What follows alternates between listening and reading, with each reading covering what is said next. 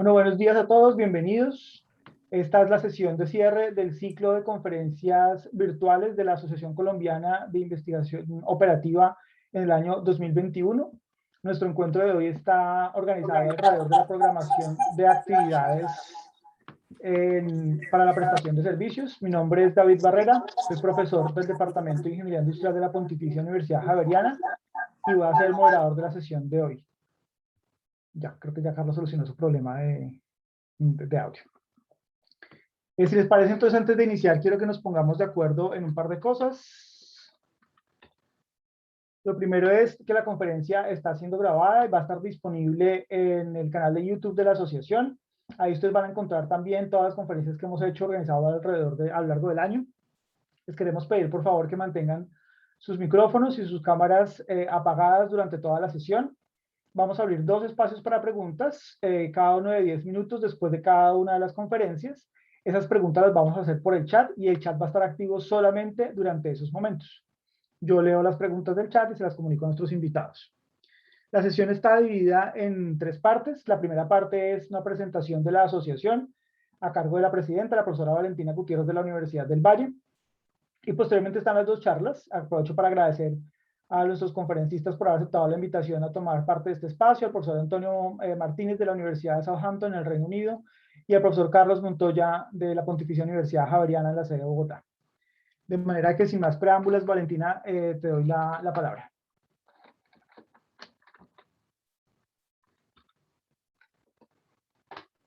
Espérame un segundo porque creo que no tienes audio todavía. Ya hice la solicitud y ahí deberías estar. Listo. ¿Ahora sí me escuchan? Ya. Bueno, perfecto. Muchísimas gracias a David por la introducción y a todos por conectarse tan puntuales. La idea es que hoy en este espacio, pues como lo comenta David, será nuestra 4ª sesión de conferencias virtuales, la cual organizamos durante este periodo del 2021. Adelante, David, por favor.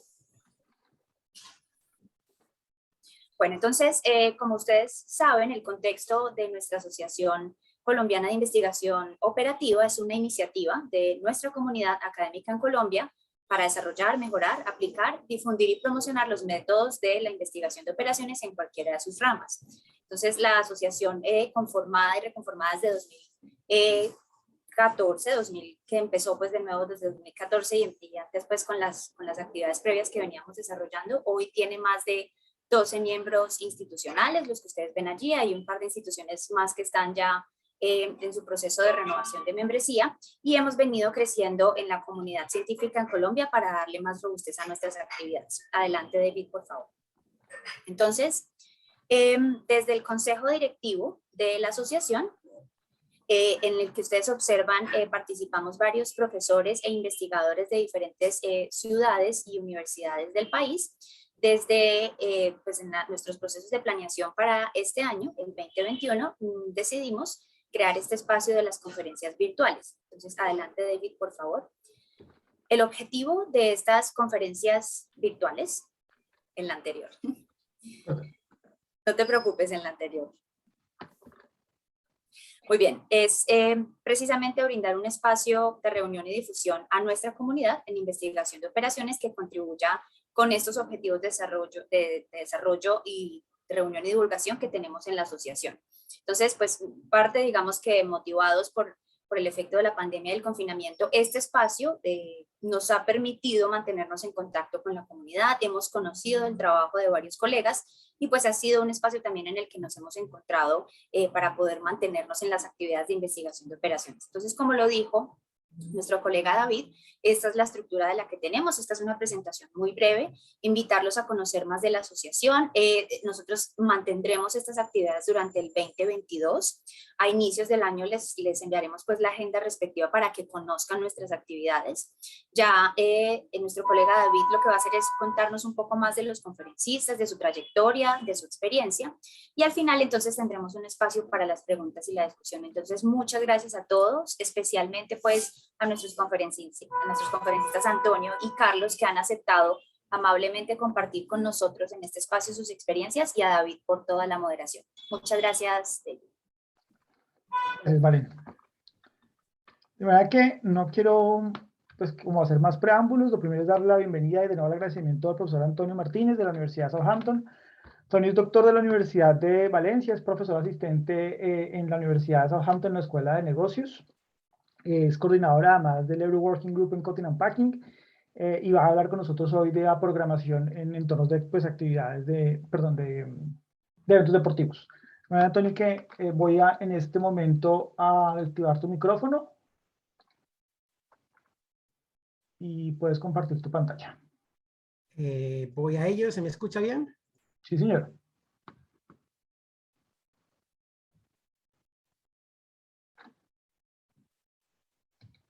¿No me deja compartir la pantalla?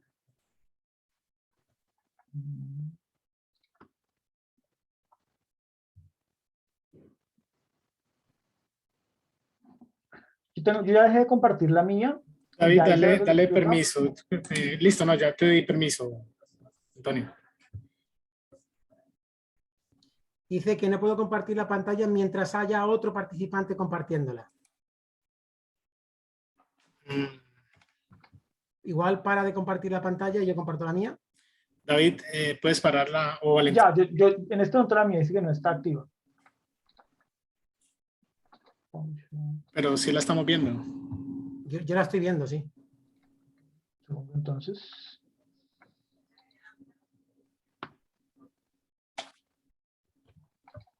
o sea que soy yo, pero no sé qué estoy haciendo mal. Un segundo.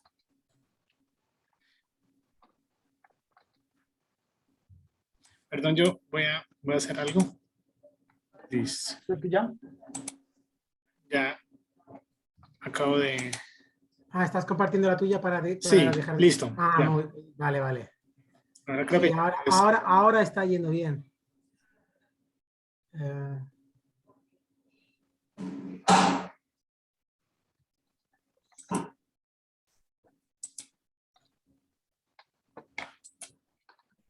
A ver, supongo que veréis la PowerPoint allí.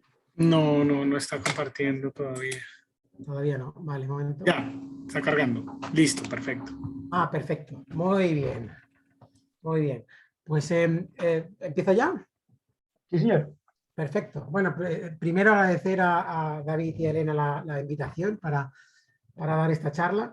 En este tema que voy a hablar de scheduling de eventos deportivos, es algo relativamente nuevo, que nosotros entramos por la competición del grupo de trabajo del Euro Working Group de Scheduling y de Timetabling. Son dos grupos diferentes, se han unido para hacer esta competición. Y como esto era en tiempos de COVID, entonces decidimos hacer un equipo y hablar así de deporte, que nos gustasen los deportes, el fútbol, y hablar de deportes a la vez de que se hace un poco de trabajo. Y de aquí sale este estudio que empezó en septiembre del año pasado. Pues me quiero disculpar también de que la presentación la voy a dar en castellano. Las slides están en inglés. Para mí es muchísimo más sencillo trabajar en la terminología en inglés, pero no hay tantas transparencias, la voy a explicar todo. Si hay alguna pregunta, os apuntáis el número del slide y me lo hacéis luego, porque el tiempo de preguntas creo que es después. Si hay algo que no se entienda, pues me lo preguntáis luego y lo explico un poco más. Pero en principio quiero cubrirlo todo y va a ser, y espero que se entienda.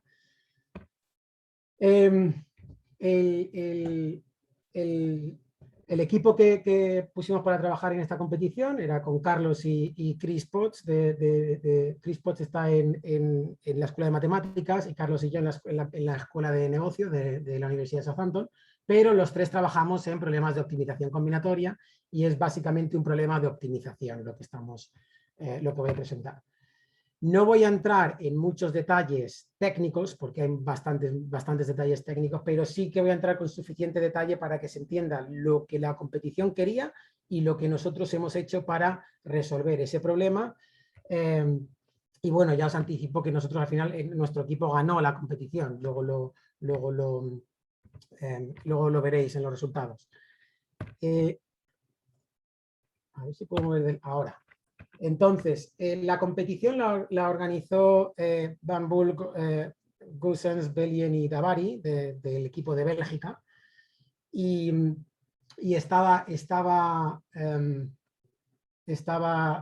subvencionada por los dos Euro Working Groups, el PATAT de Timetabling y el de OAR in Sports. Y empezó en septiembre del año pasado. En enero habría un primer envío de soluciones para un conjunto de instancias, y en abril teníamos que enviar las soluciones de todas las instancias. Este trabajo está basado, esta competición está basada en este paper que está a la derecha de los mismos autores, bueno, de Bumble, Goossens, Schomberger y Guajardo. Y en este paper, básicamente, en esta publicación, lo que hacen es formalizar un poco los problemas que tienes cuando haces scheduling en competiciones. Entonces, vamos allá. El problema principal, yo creo que tenían en mente el fútbol, está más generalizado, pero tenían en mente el fútbol cuando pusieron la competición. Es sobre el Double Round Robin Tournament, que básicamente es un torneo a doble vuelta. O sea, tienes un conjunto de equipos y tienes que organizar digamos, el cuadro de los emparejamientos de forma que se cumplan un conjunto de restricciones y se optimice una función, un objetivo. Y eso eso iremos viendo, lo iremos definiendo a lo largo de esta charla. Una de las cualidades o de las propiedades del problema que puedes resolver es si es compacto o no. Ahora entraremos en detalle, pero en el torneo se divide en, digamos, la terminología que se usa en inglés es slot, yo lo voy a llamar semanas. O sea, tienes varias semanas, en cada semana cada equipo puede jugar un partido. Si en todas las semanas todos los equipos tienen que jugar exactamente un partido, entonces es compacto, pero si tienes más semanas que partidos por jugar y tienes que decidir en qué semanas juegan, entonces es relajado, no es compacto. Esa es la terminología que usan. Y luego también usan la terminología si es un phased, lo que ahí enfatizo como en negrita. Si el torneo es phased, quiere decir que se juega a doble vuelta, o sea, un par de equipos juegan primero en la primera parte de la competición un encuentro, y en la segunda parte de la competición jugarían el segundo encuentro. Teóricamente, una vez juegas en casa y la otra vez juegas fuera de casa. Esa es la idea. Entonces, lo mejor aquí es empezar con un ejemplo para coger toda la terminología que usan, porque cogen muchas opciones, muchas variantes, pero lo que yo quiero con este ejemplo es que entendáis un poco cómo se representa aquí una solución. ¿Qué es una solución? Entonces, como he dicho, empezamos primero con los... No sé si se ve mi ratón aquí. Sí. ¿Se ve el ratón? Sí se ve. Sí. Ah, perfecto, gracias, David. Bueno, pues esto sería, digamos, una solución donde tenemos un problema con 6 equipos, el equipo 1, el 2, el 3, el 4, el 5 y el 6. Como es compacto, sabemos que hay 10 semanas de competición donde cada equipo juega contra los otros 5, entonces necesitamos 10 encuentros por cada equipo. Entonces los slots son las semanas, hay 10, y en cada semana tenemos que estar seguros que cada equipo juega una vez. Y entonces, como podemos ver en la solución, en la semana 1, el equipo 1 juega contra el equipo 2, el equipo 1 en casa, el equipo 2 juega fuera de casa. El equipo 3 juega contra el equipo 4, el 3 en casa y el 4 fuera de casa. Y así sucesivamente. En la semana 2, el 2 juega en casa contra el equipo 5, etc. O sea, esta sería la forma de leer la solución. Y como vemos, el equipo 1 juega contra el 2, 3, 4 y 5 en una fila. Podemos ver que juega contra el 2, 3, 4, 5 en casa y 6 en casa y fuera de casa. Esos son los 10 encuentros que tiene el equipo 1. Y similar con el equipo 2, etc. Vamos a la terminología de aquí abajo. El 2RR Double Round Robin es que cada equipo juega contra otro exactamente 2 veces, uno en casa y otro fuera de casa. Compacto quiere decir que en cada semana cada equipo juega exactamente una vez contra otro equipo. Y la otra terminología, phased o mirrored o no restringido, para ello tenemos que ver tenemos que dividir lo que sería la competición en 2 partes, la primera mitad en rojo, la segunda mitad en lo que sea ese color, creo que es como gris. Entonces, si vemos en la primera mitad, el equipo 1 juega contra el equipo 2, el equipo 1 juega en casa. Pues entonces, si es faced quiere decir que como el equipo 1 juega contra el equipo 2 en las primeras semanas, en las primeras 5 semanas, aquí en la semana 1 en casa, entonces el encuentro fuera de casa, el 2-1, tiene que estar en la segunda parte del torneo. Esa es la idea. Entonces, eso sería si es faced. Si no es faced, si no es restringido, el encuentro 2, si el 1-2 está en la semana 1, el 2 puede jugar contra el 1 en casa en cualquier semana. Podría coincidir que en la primera parte del torneo el equipo 1 ya tenga los 2 encuentros contra el equipo 2. Y algo que es más restrictivo, en este caso es mirror, que es básicamente el espejo, es el espejo de la segunda mitad, es el espejo de la primera mitad. Si en la semana 1 juega el 1 contra el 2, el 1 en casa, pues exactamente 5 semanas después, en la semana 6, el 2 juega contra el 1 fuera. Entonces, las decisiones que tienes que tomar aquí básicamente no son ninguna, porque una vez tienes la primera parte hecha, la segunda parte viene definida indirectamente por la primera, porque tienes que seguir el mismo patrón. Eso sería si es mirror. Pues con todas estas combinaciones puedes acabar con muchísimos diferentes problemas. Vamos ahora a las restricciones. Para conseguir una solución posible,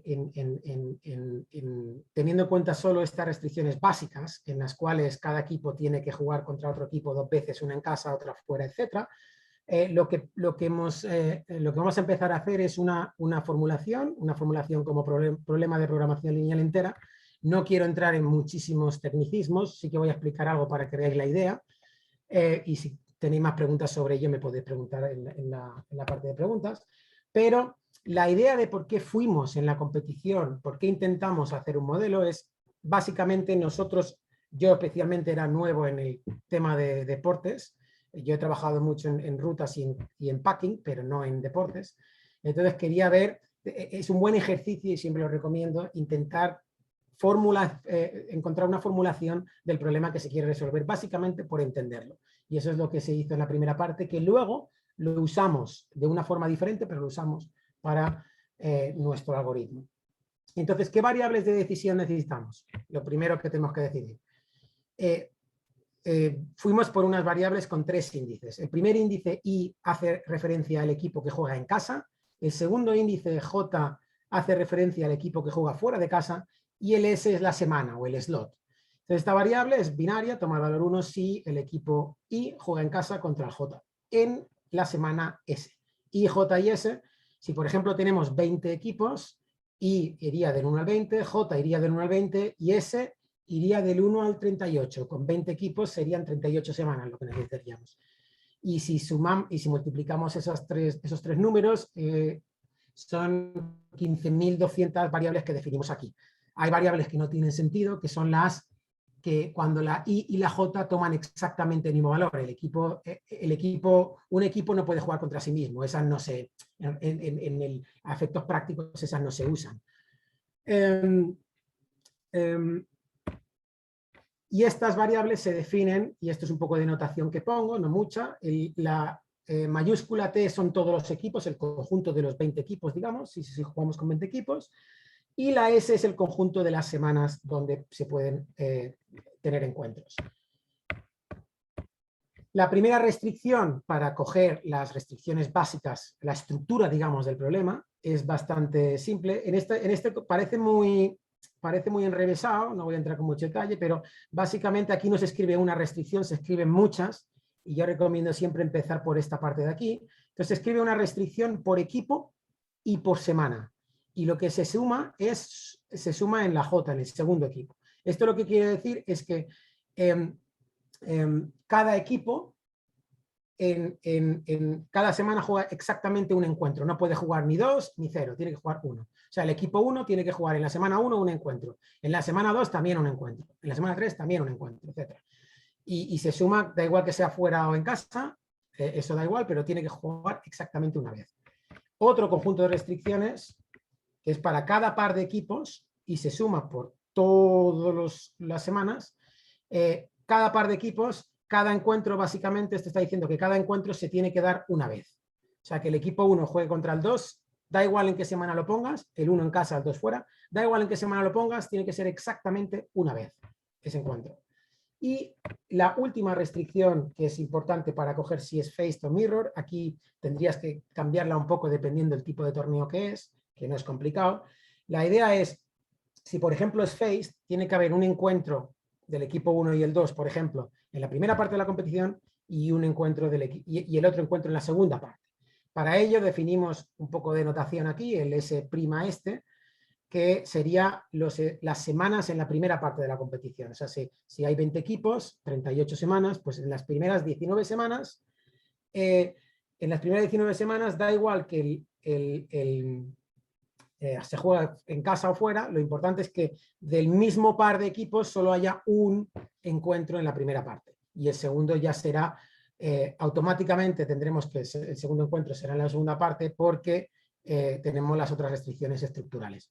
Esto nos define, digamos, las restricciones básicas. No hay todavía función objetivo y no hay restricciones todavía de las que pone en la competición, que ahora entraremos. Pero esto es importante porque esto es lo que usamos mucho en la solución. Entonces, las restricciones, y aquí es donde quiero aligerar un poco las cosas, hay muchísimas restricciones. Yo voy a explicar un poco las familias y voy a dar intentar explicar un poco cómo se extienden en la competición esas restricciones, pero básicamente son estas. Tenemos unas restricciones que llaman ellos de capacidad, donde la idea es que se especifica un subconjunto, de semanas y equipos donde por algún motivo no pueden jugar fuera o en casa, o ponen un límite a los números de partidos que pueden tener fuera o en casa en esas semanas. La idea de estas restricciones es cuando el equipo tiene algún evento en casa. Por ejemplo, normalmente hacen conciertos, especialmente en Inglaterra y en otros sitios también hacen conciertos planeados con antelación, y entonces hay semanas que el club intenta, porque recibe dinero de otras entidades, entonces intenta no poner ningún partido en casa. Entonces eso se pide a la asociación, y entonces si no juegan en casa esa semana, entonces el concierto puede ir para adelante. Pero tienen que asegurarse de que entonces ese encuentro no esté en casa. Esa idea se modeliza en las restricciones de capacidad. Esto es información que nos dan en la competición. O sea, lo que se permite y lo que no, estas son restricciones que nos dan. Luego hablaré en un minuto, porque en la siguiente transparencia, hay restricciones que son lo que se llaman hard constraints, que se tienen que cumplir sí o sí, porque si no, no es válida nuestra solución, y hay restricciones que la llaman soft, que no tienes por qué cumplirlas, pero sería idealmente, en una solución muy buena, si es posible, sería mejor cumplirlas. Luego están las restricciones de game constraints, que aquí son parecidas a las anteriores, pero difieren en que se habla de encuentros particulares entre dos equipos. Por ejemplo, si tenemos dos equipos que queremos que jueguen o no queremos que jueguen en específicas semanas, pues entonces se pone este tipo de restricción. Un ejemplo puede ser, no queremos que en la Liga Española, por ejemplo, el Madrid y el Barcelona jueguen en una jornada donde haya otros partidos interesantes, juegan un poco con eso, o solapamiento con otros eventos. Eso es lo que no quieren. Quieren que los encuentros, lo que ellos definen como grandes, ocurran en específicas semanas, no en cualquiera. O el Atlético Nacional contra el Millonarios en Colombia, que entiendo que son los dos mejores equipos, bueno, los equipos con más títulos, pues juegan un poco con eso en estas restricciones. Otras restricciones que son, estas sí que son importantes y bastante tediosas para modelizar, son las restricciones que nos impiden tener un número de breaks. ¿Y qué son breaks? Breaks es cuando se juegan en 2 semanas consecutivas. Si juegas en casa es lo que se llama un home break. Y si en 2 semanas consecutivas el equipo juega fuera de casa, en la segunda semana se considera que tiene un away break. Entonces es algo que no es, si juegas muchas veces consecutivas en casa o muchas veces consecutivas fuera de casa, es algo que no quieren que pase. Entonces, para eso están las restricciones de lo que se llaman restricciones break. Luego están las fairness constraints que un poco se linkan con las anteriores. Es a medida que avanza la competición, no quieres que haya mucha diferencia con los breaks entre equipos. Si un equipo ha empezado las 5 primeras jornadas jugando 5 partidos en casa y otro 5 partidos fuera, eso no es bueno, o sea, no te da un buen resultado. Y eso es lo que se intenta penalizar. Y las últimas son las restricciones de separación que juegan un papel más importante cuando no hay restricción de mirror. Los mirror no entrarían con estas restricciones, pero los faced y los otros sí, y los que son relajados, porque lo que quieren es que pasen un conjunto de semanas cuando juega el equipo 1 contra el equipo 2, que pasen semanas antes de jugar el partido de vuelta. No quieren que jueguen el 1 y el 2 y luego enseguida el 2 y el 1, o sea, uno en casa y uno fuera. No, quieren que haya una separación, más que nada porque un equipo de fútbol también cambia un poco la forma durante el año, y si tú juegas los 2 partidos contra el Millonarios, digamos, muy cerca, y el Millonarios no está en la mejor forma, pero luego otro equipo juega con el mismo equipo más tarde en la competición y ahí están en plena forma, entonces ahí está un poco lo de que no es muy justo.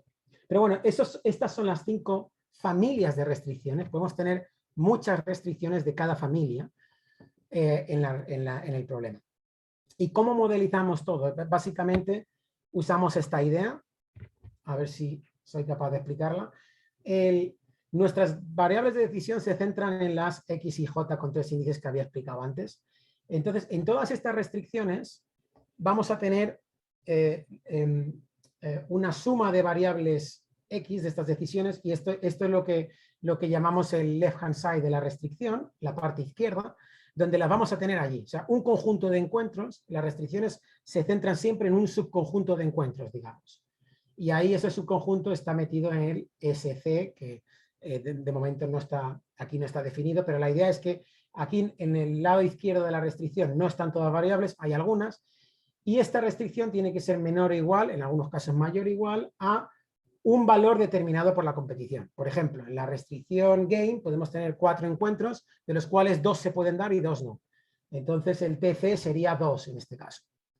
El DC, eso sería el valor de la restricción que nos dan. Y el DC es la desviación que nosotros producimos al intentar solucionar el problema para que esta restricción sea válida, porque si no es válida, entonces nosotros no vamos a obtener ninguna solución de ningún solver. Entonces queremos que sea válida, entonces metemos esa variable de holgura, y es la desviación en cada restricción. Y este tipo de restricción lo tenemos para todas, de una forma u otra para todas. Para las break es importante que los separe, porque las break, para capturar las break necesitamos introducir otras variables, que son las variables B aquí. Entonces, el break normalmente ocurre por un equipo, en este caso el equipo I, y en un slot, en una semana, S.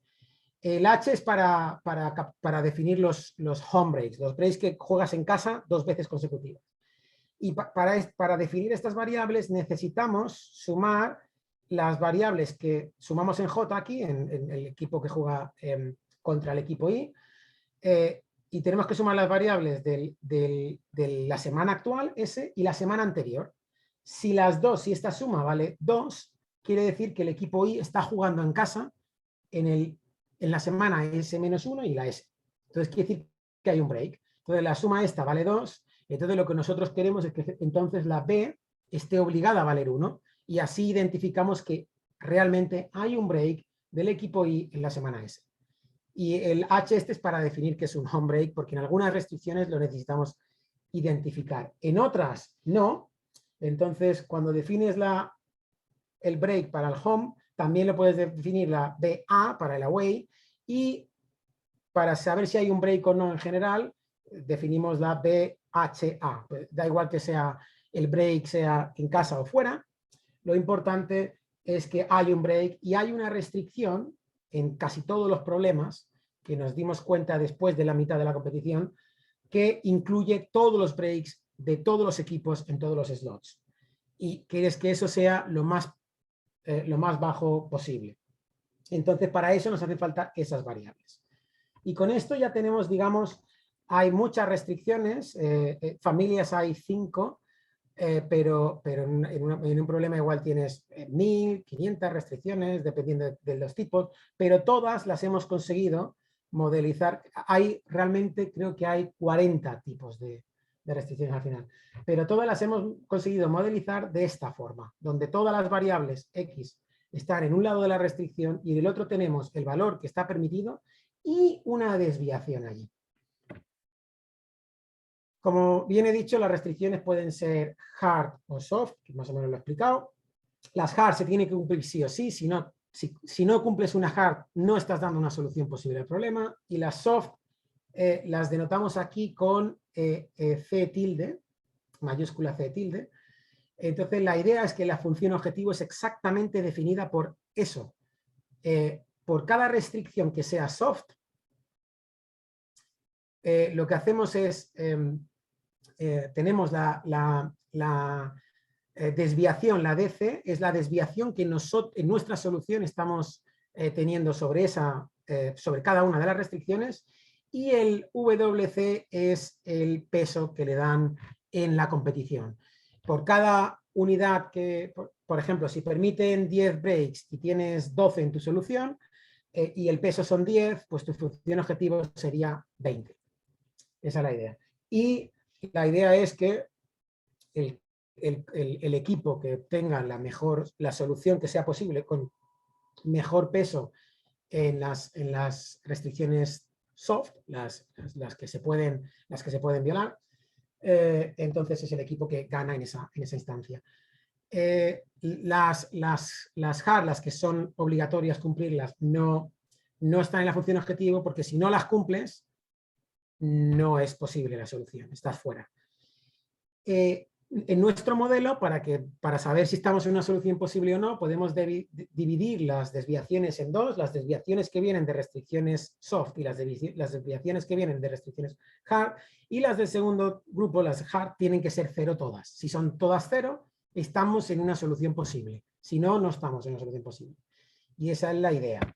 Entonces, pusimos este modelo, usamos Gurobi, el solver Gurobi 9, es un solver para resolver problemas de programación lineal entera, y esto es lo primero que hicimos en la competición. Vamos a ver qué hace el modelo.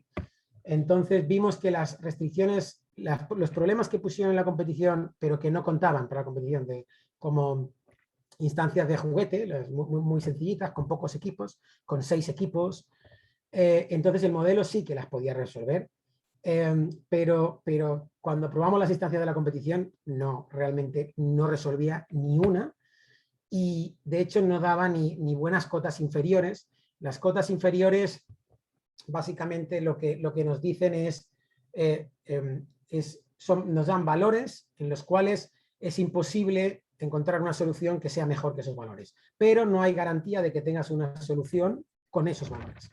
Las cotas inferiores son útiles para saber cómo de lejos o cómo de buena es la solución que tienes actualmente, si tienes alguna posible. Pero en muchos casos, en casi todos, ni siquiera soluciones posibles nos daba el modelo. O sea, que es un problema bastante complicado. Y entonces, más allá de si es timetabling y scheduling, este método, esta forma de trabajar, funciona en problemas de optimización, funcionaría en cualquier problema que tengas restricciones hard y soft. Esta idea os podría ayudar. Entonces, lo que nosotros decidimos hacer es ayudar al modelo. Es fijar un conjunto, una parte de la solución. Entonces, al fijar una parte de la solución, les damos valores específicos a algunas de las variables X, y las otras las dejamos que el modelo las optimice. Y esa es la idea que queríamos explotar bien. Lo primero que necesitamos saber es hasta qué punto podemos, digamos, resolver el problema. O sea, cuánto tenemos que fijar en la solución para que los solvers que tengamos nos den una solución coherente. Y eso es un trabajo que hay que hacer, porque si no, el método no va a funcionar. Entonces, y la idea es, una vez hemos encontrado el tamaño de problema que podemos resolver, vamos a resolver muchos, no uno, muchos, y cada vez que resolvemos uno, miramos la solución que tenemos, vemos qué valores tenemos en las restricciones soft, qué valores tenemos en las restricciones hard, y lo que hacemos es tomar decisiones a partir de los valores que vemos. Y eso es la clave de este método.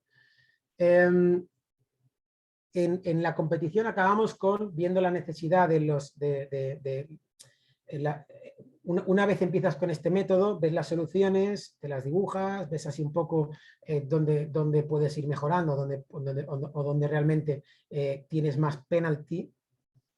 Y entonces lo que hicimos fue encontrar, definir 5 diferentes vecindarios, que es una terminología que se usa mucho en la investigación operativa, pero ahora entraré en más detalle. La idea es que en las restricciones hard no fijamos la desviación a 0. Lo necesitamos, pero no lo fijamos porque si no es muy difícil. Y como veremos después, había como caso extremo una instancia que hemos tardado semanas en encontrar una solución posible. Entonces, si fijamos las restricciones, las desviaciones de las restricciones hard a 0, lo que pasa es que el solver explota, o sea, no nos da nada. No hay forma de encontrar nada. En la competición nos garantizaron que las soluciones, que los problemas se han generado de forma que existe una solución posible, al menos.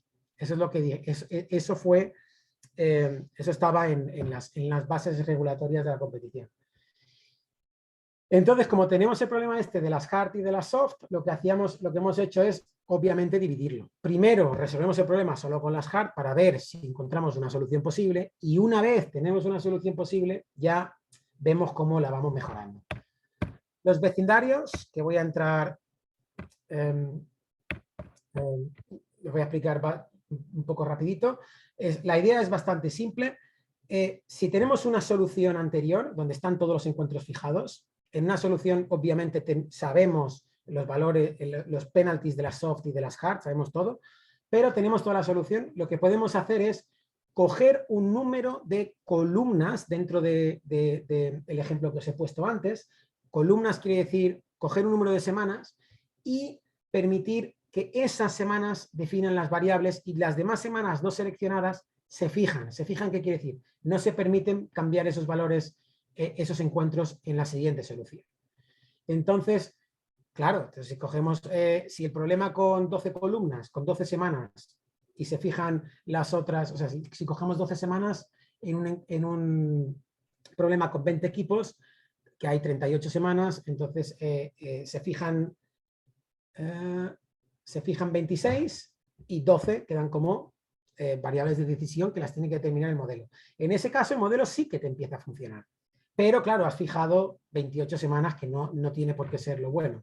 Pero entonces en este vecindario se va repitiendo, se va cambiando las columnas que vas cogiendo. ¿Cómo se cogen las columnas? Empezamos, siempre lo aconsejo, empezamos con el método aleatorio.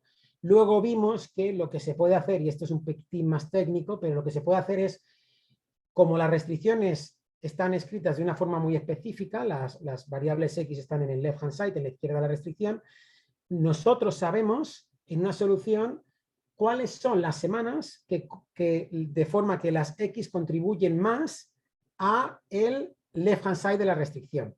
Entonces, y luego también sabemos en cada restricción por columnas, sabemos cuáles son las restricciones que contribuyen más al penalty que estamos obteniendo. Entonces, teniendo en cuenta esa información, puedes coger una búsqueda más específica de las columnas, de las semanas que coges en este vecindario.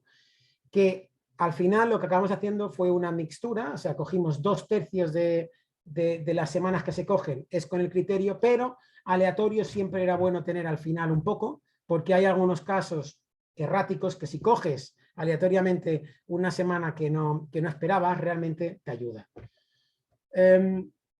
Luego están la misma idea, pero en vez de por semanas, por teams, o sea, en vez de por columnas, por filas, es esa misma idea. Luego está la idea de combinar los dos vecindarios, coger semanas y columnas dependiendo de cómo son las restricciones. Y luego los dos últimos vecindarios está el phased, que la idea es coger la mitad de la competición, intentar resolverlo. este no ayudaba mucho.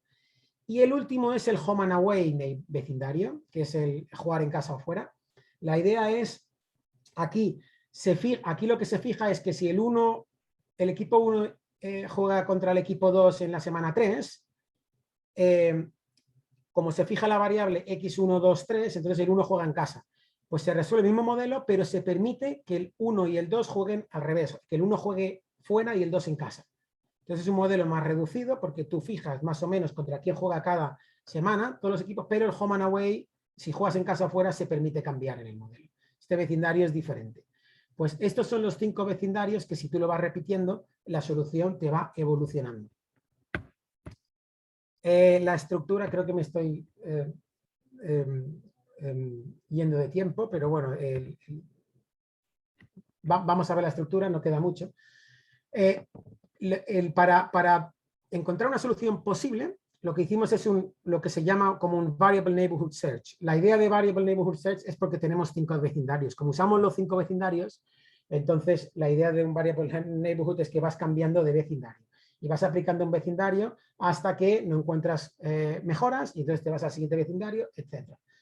Entonces la primera solución inicial se obtiene con el modelo solo con las restricciones estructurales del principio, ignorando todo el resto. Es una solución, en principio, horrible, porque no tiene en cuenta nada de la competición, pero empezamos a aplicar ya tenemos una solución con la que empezar a trabajar y empezamos a aplicar estos vecindarios para ir a la búsqueda local. Este plus BR2 que veis aquí es porque las restricciones de break, donde cogen todos los equipos y todas las semanas, son restricciones muy globales, muy generales, y ningún vecindario realmente ayudaba a ellas. Entonces, lo que se hace, lo que nos dimos cuenta, y eso se puso hacia el final de la competición, es que si al principio ya de primeras empiezas minimizando lo que puedas los números de breaks generales que vas teniendo, entonces vas a ser más competitivo al final. Porque los breaks en las instancias de la competición los penalizaban muchísimo y es un estudio que nosotros no hicimos para la primera parte. Pero bueno, se aplican estos vecindarios. Vamos si se encuentra mejora, se actualiza la solución y se vuelve al mismo vecindario. Y se repite este proceso hasta que no se encuentra mejora. Y cuando no se encuentra mejora, lo que hacemos es, esta parte solo tiene las restricciones hard y las break 2. Entonces, si no se encuentra mejora, no podemos parar, porque necesitamos una solución que todas las desviaciones sean 0. Si no, no tiene sentido.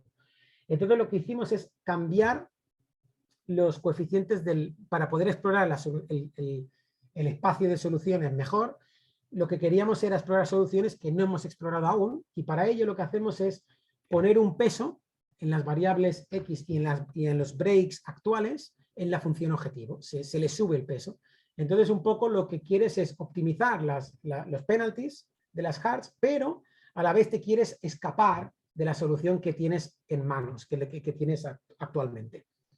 Entonces, la idea es para si está la oportunidad en una solución diferente de coger, de encontrar una solución que sea todo ceros, lo va a hacer. Y una vez se actualizan los pesos en la función objetivo, se vuelve al mismo procedimiento. Y aquí se puede tirar mucho tiempo hasta que encuentre una solución posible. Por eso, en una de las instancias estuvimos semanas, si no semanas, muchos días, para poder encontrar una solución posible. ¿Qué pasa cuando tenemos una solución posible? Entonces ahí metemos todas las restricciones soft también, y lo que hacemos es poner un penalty de 100 en las hard, porque nos ayudaba de vez en cuando revisitar alguna solución que no es posible para más adelante recuperar la feasibility, lo diré. Bueno, que la solución es posible, sí. O sea, la solución pasa de no ser posible para luego ser posible, pero con una función objetivo mejor, esa es la idea. Y los vecindarios son los mismos, pero básicamente aquí la estructura es un poco diferente porque es más tipo multi-star. Cuando no se encuentra una mejora, entonces lo que se hace es se incrementa, somos un poco más ambiciosos con los parámetros que se usan en la selección de columnas y de filas, se incrementa el número de filas que seleccionamos con la idea de a ver si, siendo un poco más ambiciosos, podemos hacer esto. cuando se incrementan esos parámetros, en el solver tenemos que poner un tiempo computacional límite, porque si no, hay veces en algunos modelos se atasca. Entonces, pues si se atasca, nosotros no queremos probar optimalidad, queremos una solución posible buena. Entonces, eso se iba incrementando hasta que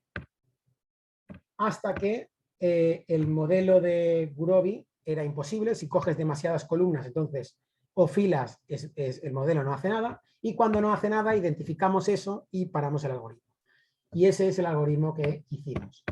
Viendo en las competiciones, en la competición no había restricciones en cuanto al tiempo, ellos solo querían las soluciones, lo dejaron todo abierto, entonces nosotros usamos el clúster de la universidad, la Iridis, y ellos también propusieron en la web un validator, básicamente ahí ponías la solución y chequeaba si era posible o no y te decía exactamente por cuánto estabas violando las restricciones soft o las hard, etc.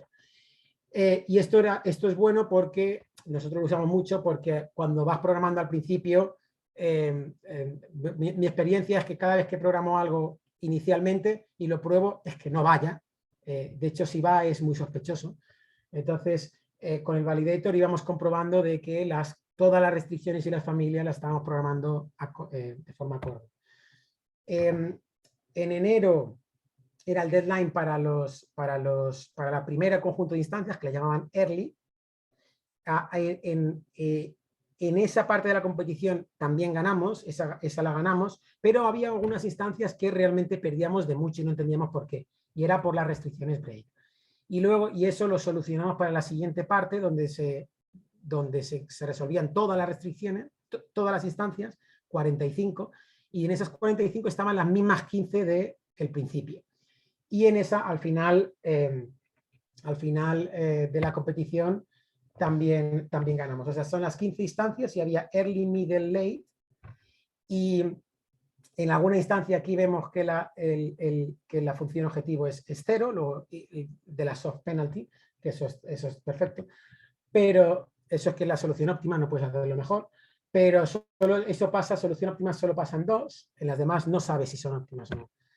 Entonces acabamos con 45 soluciones posibles de las 45 instancias, fuimos solo el único equipo que encontró soluciones posibles para todas, pero, y ahora luego diré el pero, y ganamos en 21 de 45 instancias con este método. Pero ¿cuánto tiempo tardó en el clúster? Y ahí está la cosa.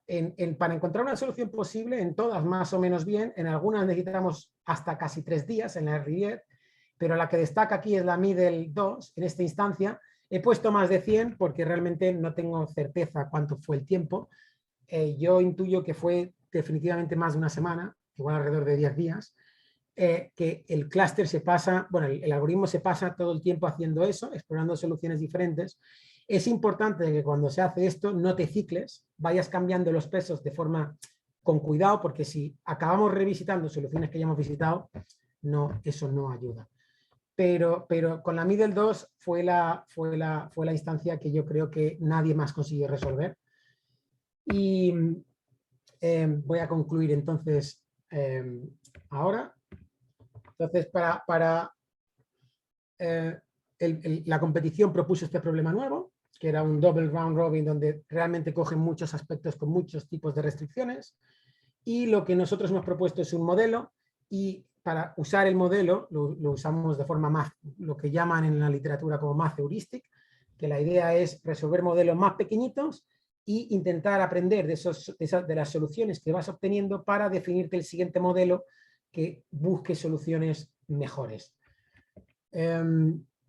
También con las hard y las soft hemos puesto los dos stages, que yo creo que eso es sentido común. Tienes restricciones hard y soft, pues lo primero que quieres buscar en tu problema es solución posible, y una vez la tienes ya puedes ver el problema completo e intentar optimizar las soft. En ningún caso el tiempo fue un problema. Haces el plan para toda la temporada, puedes justificar que el tiempo computacional no es tan importante, pero en alguna instancia sí que usamos un tiempo computacional excesivo, definitivamente más de una semana. Y las mejores soluciones que se van encontrando, que la gente sigue trabajando en este problema, se van poniendo en la website que llevan nuestros colegas de Bélgica, Van Bulk y Dries. Y bueno, es un problema que aparentemente está trayendo bastante interés de la comunidad en la investigación operativa. Voy a cerrar aquí y abrir la sesión de las preguntas. Gracias.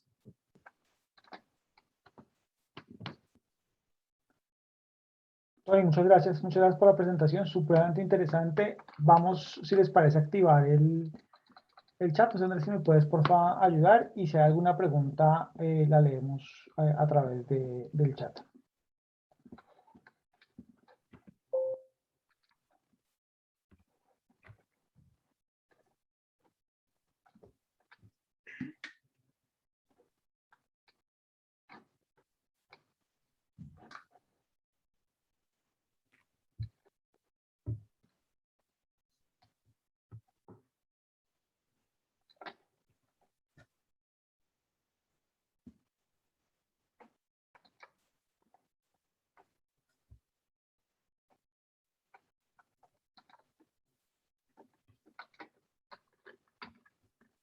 Ya aquí hay una pregunta, déjenme yo.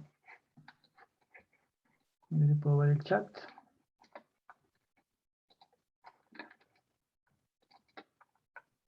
No tengo acceso. ¿Usted tiene acceso, Andrés? Yo tengo acceso al chat, sí, Sí, yo las veo. de hecho, la pregunta la hice yo. No, hay una... Había preguntado a Valentina, que bueno, es sí. que no alcance a verla. Hay una pregunta de Valentina primero y después una de Andrés, sí, ya las leo. ¿En cuál de las referencias que nos compartió podemos encontrar la estrategia de solución? ¿Te refieres a la estrategia de solución que nosotros hemos diseñado, o te refieres a validar la solución con... Ah, vale, sí, más detalles sobre esto están en porque se escribió un conference paper para ¿cómo es la conferencia PATAT, que que la organiza el Euro Working Group de Timetabling, y ya está disponible, o sea, ya está, ahí hay más detalle del algoritmo, ahí encontrarás más detalle de cómo poder implementar el algoritmo, pero la estrategia de las soluciones es básicamente la experiencia que hemos tenido, que he tenido durante este procedimiento en esta competición desde septiembre hasta marzo, diría yo, es básicamente el aprendizaje, ¿no? Es primero modelizar el problema, una vez lo modelizas ves dónde están los otros problemas y básicamente vas aprendiendo. Luego ves que nosotros creíamos que lo teníamos todo hecho cogiendo las columnas que tocan, pero luego vimos que había problemas con otras restricciones, y a medida que vas explorando bien, pues vas, te se ocurren más vecindarios. Y lo que es clave aquí es la forma con la que hemos trabajado. Cada semana nos reunimos una vez, decidíamos qué pruebas hacemos, lanzábamos al clúster las pruebas y a la semana siguiente veíamos las soluciones e intentábamos entender qué estaba pasando. Y de esa forma íbamos trabajando hasta el final de la competición. Luego hay una pregunta de Andrés. Eso es algo que encontrar valid inequalities, que son restricciones que son posibles para mejorar y resolver el problema más rápido. Eso es algo definitivamente que ayudaría muchísimo, y de hecho es si lo queréis, es como una puerta abierta para investigar allí, porque seguro que ayudaría yo estoy convencidísimo que es el camino a llevar, pero no lo hemos hecho porque es un estudio bastante más denso, y en la computación, en la competición no teníamos el tiempo, no teníamos muchísimo tiempo, y una de las cosas que estábamos dudando era si se usaba el modelo como un tipo de math heurístico o si nos íbamos a un heurístico, metaheurístico, sin usar ningún tipo de solver. Entonces, no todas nuestras ideas pasaban por ahí, Andrés. Luego de Juan Guillermo, hombre, saludos a Juan Guillermo. Con Juan Guillermo hemos trabajado en problemas de rutas de vehículos. Entonces, los elementos del optimizador, cuando ustedes resuelven el presolver los heurísticos de Gurobi, por ejemplo. Sí. Esa es una buena pregunta porque sí que es cierto que, bueno, se usa un poco como caja negra, pero sí, cuando Gurobi resuelve la relajación lineal en el nudo principal, entrando un poco más en detalle, usa heurísticos intentando fijar variables a 1 y a 0, de forma que si hay suerte encuentra directamente una solución muy buena. Entiendo que tu pregunta va por allí, Juan Guillermo.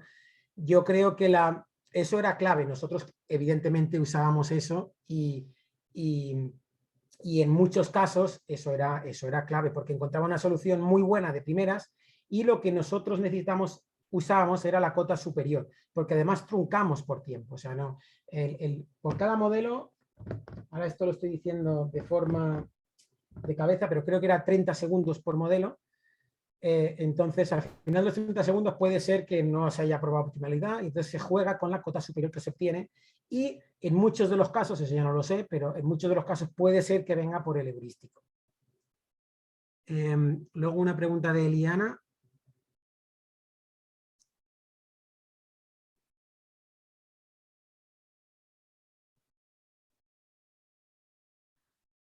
Con eso pasamos un par de semanas bastante... Bueno, la pregunta, déjame leerla.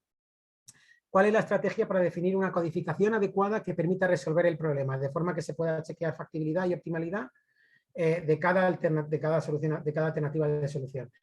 Eso es algo que tuvimos problemas porque el modelo teóricamente estaba bien diseñado, nosotros creíamos que estaba bien, lo hemos implementado, lo hemos resuelto para las instancias TOI, las pequeñas con 6 equipos, y en la documentación también daban el valor de la función objetivo. Y vimos que no coincidían y deberían de coincidir.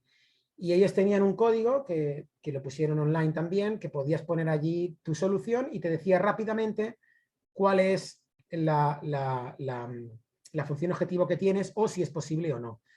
Y nosotros tardamos un tiempo en que converja los dos valores, porque una de las cosas que teníamos mal me suena que eran las de separación y la de los breaks también, porque se cuenta por cada break. O sea, si tienes 2 breaks más, entonces tienes que ir, es acumulativo y nosotros no lo consideramos así de la forma que estaba escrito, pero sí, en la competición ellos ya estaban al tanto y pusieron un validator. O sea, tú podías poner tu solución y te decía lo que daba. Y con eso sí que pasamos un tiempo hasta ajustar el modelo. No sé si he contestado la pregunta y yo creo, sí, y yo creo que ya está. No sé si hay alguna pregunta más.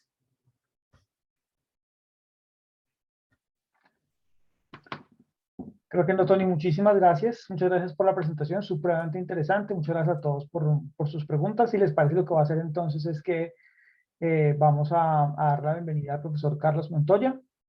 Voy a compartir de nuevo mi pantalla, si es que ahora sí puedo. Debería poder.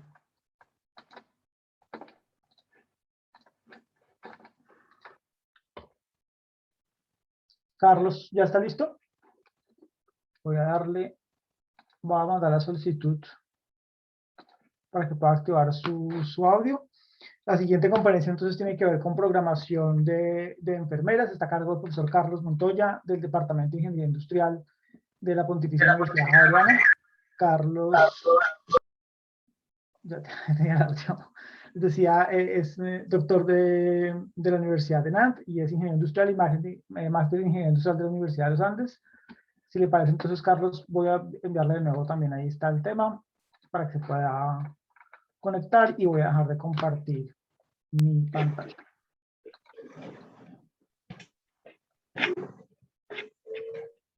Y otra vez se bloqueó. ¿Me puede ayudar, por favor, Andrés, y me saca?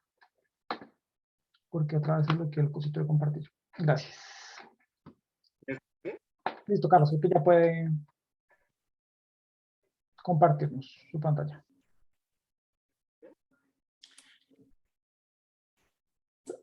Hable para saber si el audio está funcionando, por favor. No lo escucho bien. ¿Puedes hablar nuevamente, por favor? No.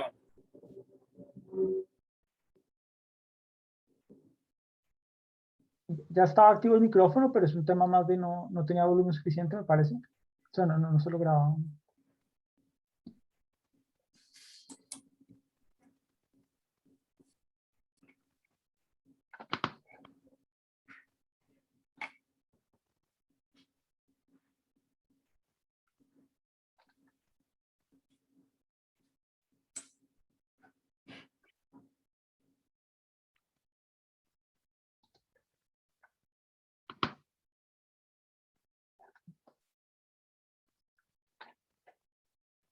Bueno, denme un segundo, yo intento solucionar con Carlos. Denme un minuto, por favor.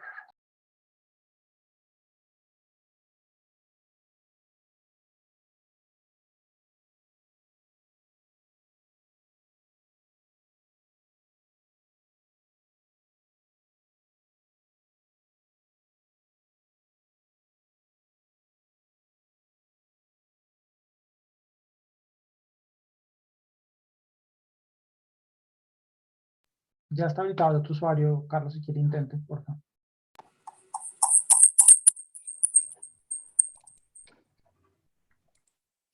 Hable.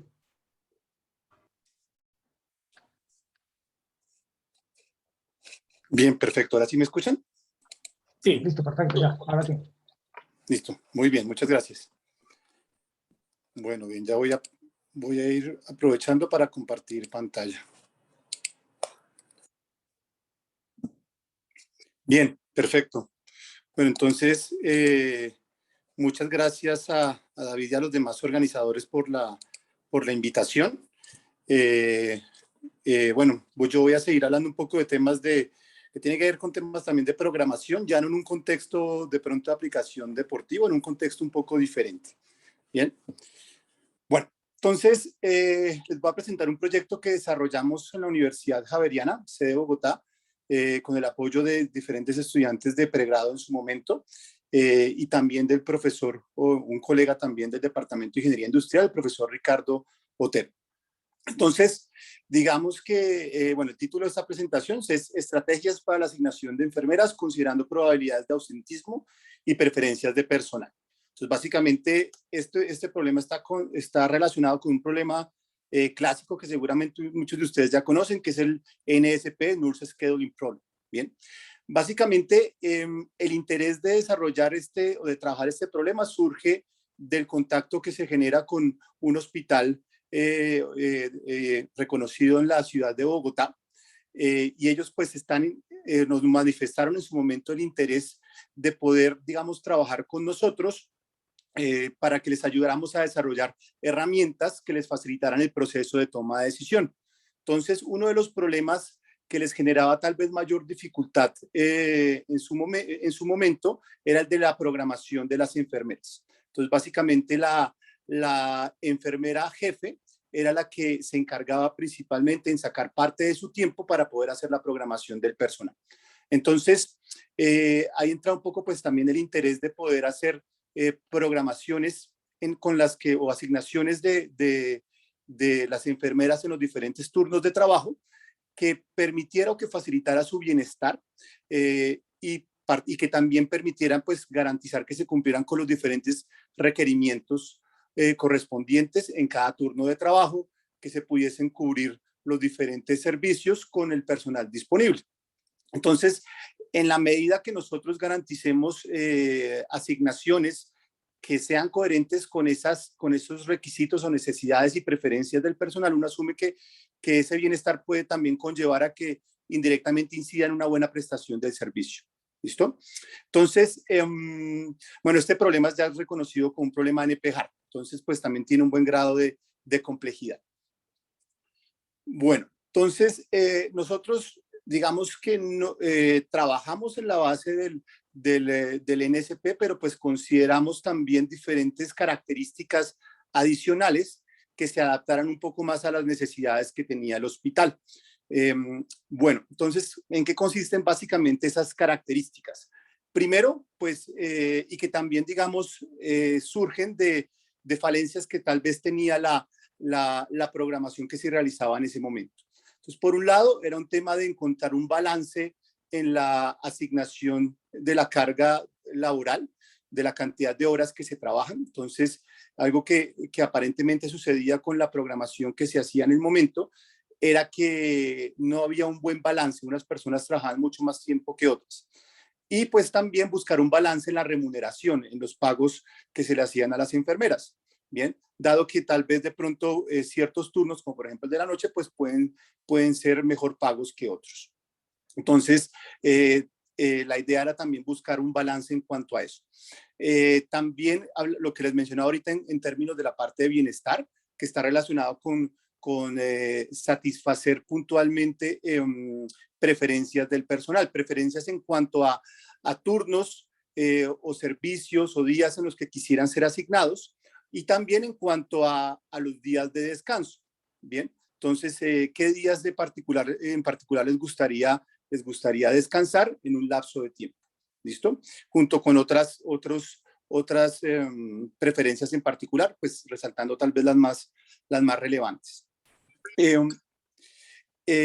Lo otro también acá era pues ayudarles a compensar el tiempo que destinaba la persona que se encargaba de tomar estas decisiones. Entonces, esta persona, digamos, como también tenía otras obligaciones, no podía utilizar de pronto un tiempo estrictamente continuo para poder hacer la programación, pero ella nos decía que le podía tomar en total unas 8 horas. Bien, intentaba tener una semana para poderlo hacer y cubrir esas 8 horas a lo largo de la semana para que también pudiese cumplir pues con sus obligaciones.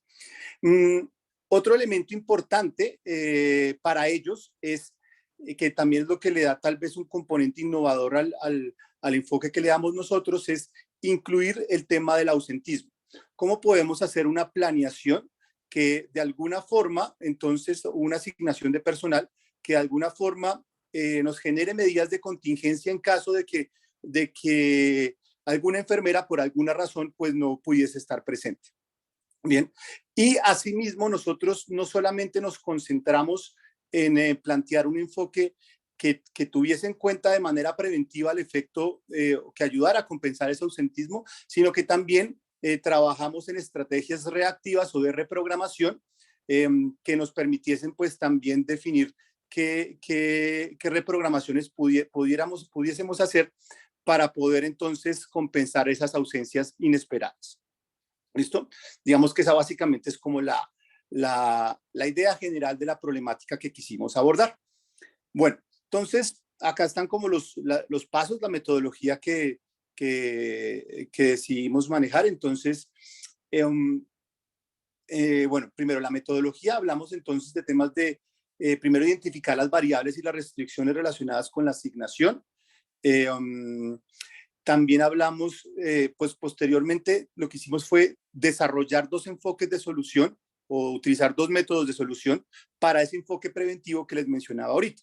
¿Listo? Entonces, básicamente ese enfoque preventivo, algo que se hace usualmente, que se veía en la literatura, en este contexto sería definir enfermeras de backup. Este enfoque preventivo, recuerden que está desorientado a solucionar el problema de ausentismo. ¿Listo?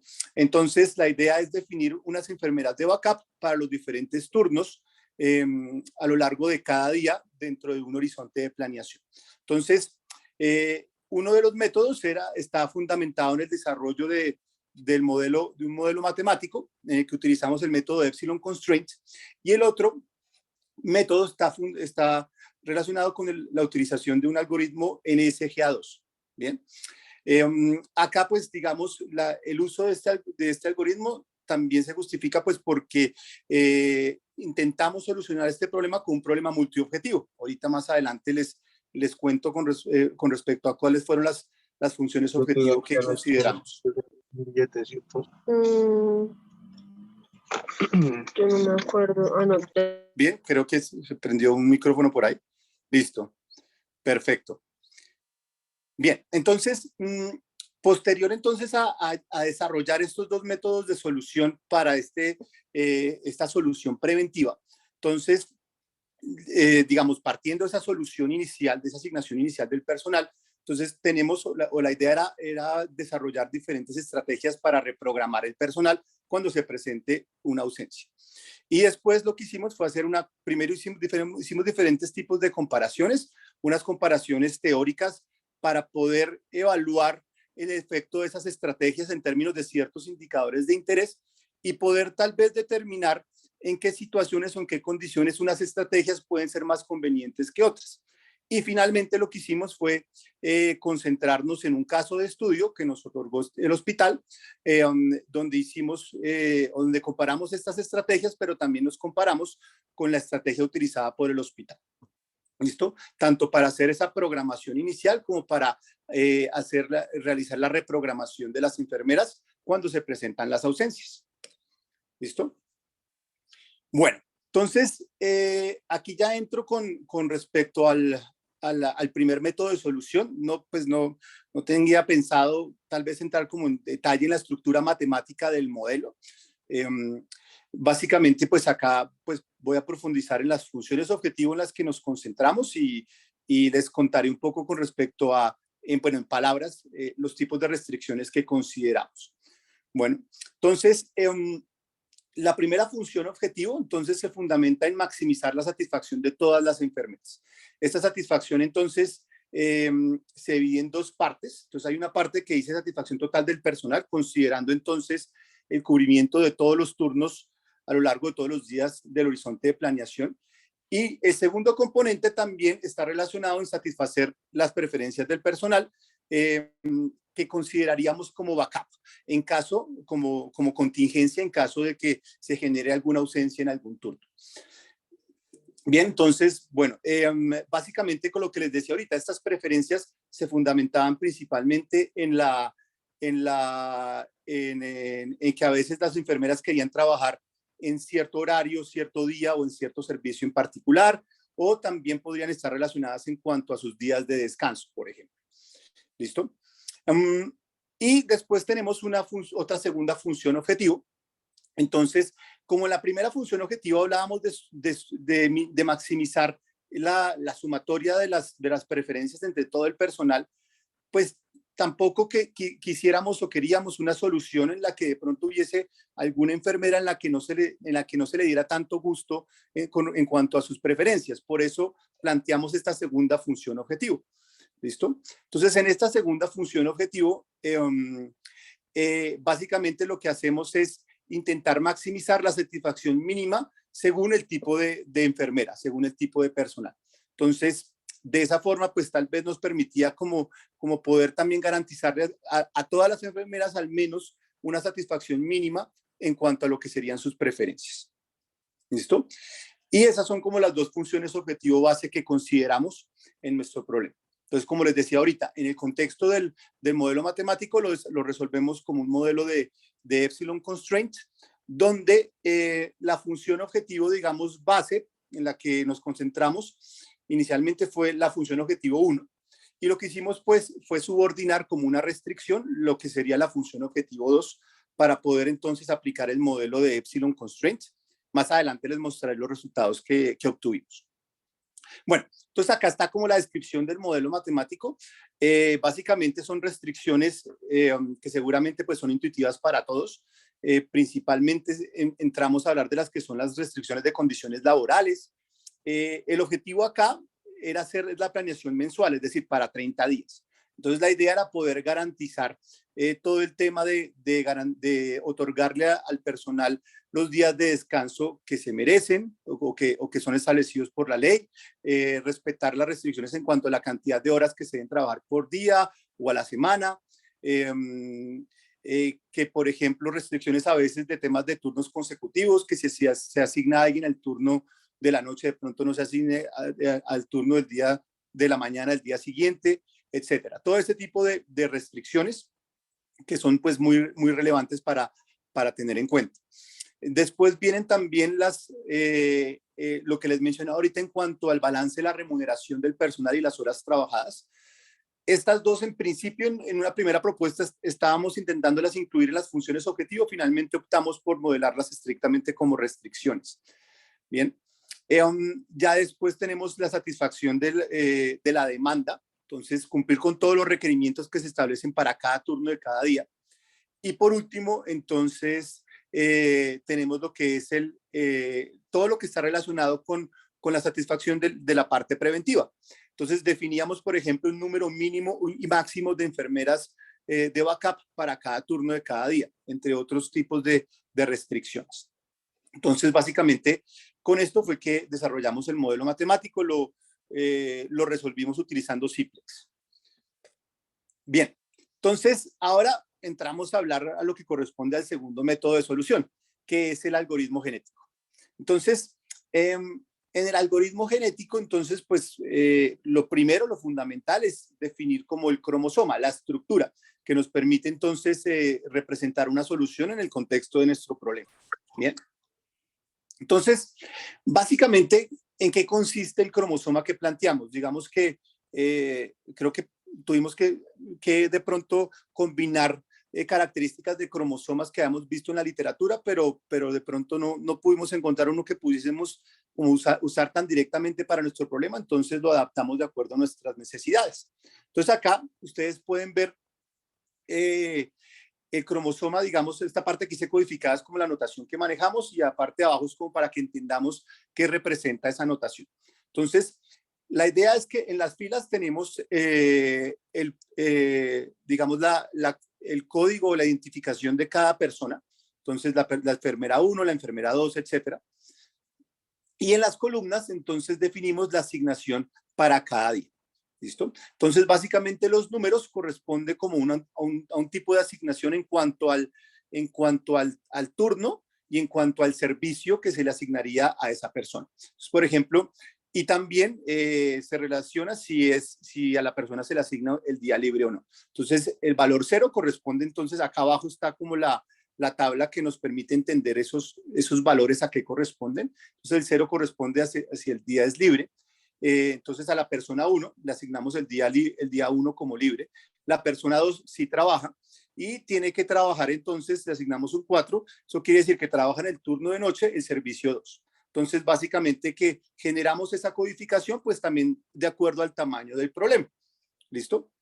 Entonces, y de esa forma pues se sigue la misma lógica para los demás días del horizonte de planeación. ¿Listo? Entonces, eso en cuanto a la estructura de nuestro algoritmo genético. Ahora, una vez ya tenemos la estructura del cromosoma, pues empezamos con lo que es la parte de la creación de los individuos, de la población inicial. Entonces, ahí utilizamos una heurística para poder generar los individuos de forma aleatoria. Entonces, digamos, la lógica es bastante sencilla, se fundamenta también pues en la estructura del cromosoma. Entonces, lo que hacemos es cuando generamos un nuevo individuo, entonces miramos para cada día y lo que hacemos es generar estos numeritos de forma aleatoria. ¿Listo? Esa es la idea. En esa generación aleatoria lo que buscamos garantizar principalmente es que se cumplan con los requerimientos para ese día. Claro está que puede pasar, dada esa lógica para generar esos individuos, que tengamos soluciones infactibles. Entonces, ahorita más adelante les cuento cómo manejamos esas situaciones en las que ciertos individuos tuviesen, digamos, o incumplieran alguna de las restricciones del problema. Entonces ya después pasamos a la parte de evaluación, en la que pues básicamente se calculan las dos funciones objetivo para cada individuo.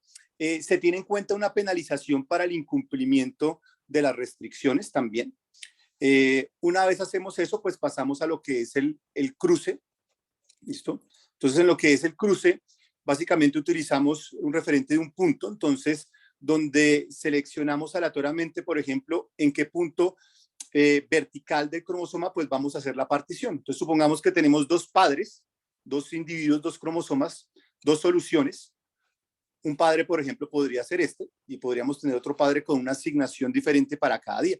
Entonces, generamos el número aleatorio, por ejemplo, me cae, no sé, en el día 1. Eso quiere decir que uno de los hijos, entonces va a tener la asignación del día 1 de este padre y va a tener la asignación de los días 2 y 3 del otro padre. ¿Listo? Y para el otro hijo, pues sería al contrario. Entonces, digamos, esa fue como la lógica, una metodología bastante estándar y utilizada en este contexto. Listo, entonces una vez ya sabemos cómo vamos a hacer los cruces para generar nuevos individuos, hablamos del tema de la mutación. Entonces, que recuerden que es la posibilidad de poder hacerle algún tipo de perturbación a una solución que recién generamos, a ver si podemos mejorar el desempeño de nuestras funciones objetivo. Entonces acá la mutación es sencilla, consistía en escoger seleccionar aleatoriamente 1 o 2 días para modificarles su asignación.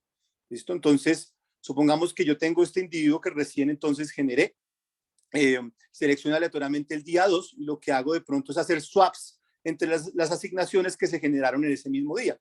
Entonces, con la mutación yo podría explorar la posibilidad de asignarle a la persona 2 el valor de 1, ¿no es cierto? Es decir, el turno de día, servicio 1, y a la persona 1 el valor de 3, que sería asignarle el turno de noche, servicio 1. Bien, y esa sería como la característica de la mutación. Ya después pasamos a lo que son las reparaciones. Entonces, en las reparaciones, lo que les decía ahorita, es posible, tanto por el tema de la mutación como la forma en la que generamos esa población inicial, pues es posible que toca hacerle algún tipo de corrección a la estructura del cromosoma para garantizar factibilidad. Entonces, básicamente lo que hacemos es intentar diferenciar o categorizar qué restricciones son las que se están incumpliendo para intentar hacer las correcciones pertinentes. Entonces, manejamos como un operador según el tipo de restricción. Entonces, por ejemplo, un operador de reparación. Por ejemplo, si la restricción que se está incumpliendo es la de el máximo número de horas trabajadas a la semana. Entonces, yo generé un individuo, le hice la mutación. Al hacer la mutación, no sé, a la enfermera 5, se le está incumpliendo o se le están asignando más horas que el máximo permitido. Bien, entonces lo que hacemos es organizar entonces los trabajadores, a las enfermeras según las horas asignadas de menor a mayor. De esa forma, entonces, por ejemplo, si la enfermera que tiene menos horas asignadas en la enfermera 2, entonces sabemos que podemos hacer algún tipo de ajuste o intercambio, transferirle horas de trabajo, turnos de trabajo de la enfermera 5 a la enfermera 2, en pro de poder lograr esa reparación y acercarnos a soluciones que sean factibles y ya no se vea tanto el efecto de esa penalización del incumplimiento de las restricciones.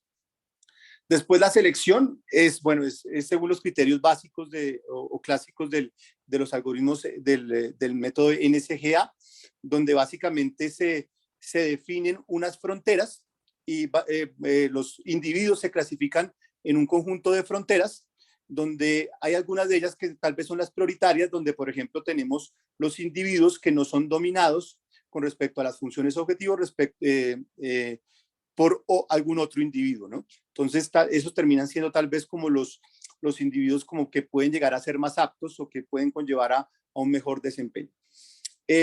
Finalmente, ya ajustamos lo que es la solución preventiva.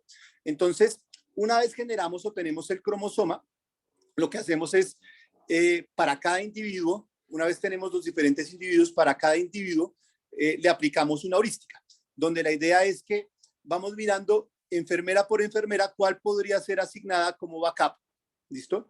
Teniendo en cuenta también el cumplimiento de las preferencias de las enfermeras.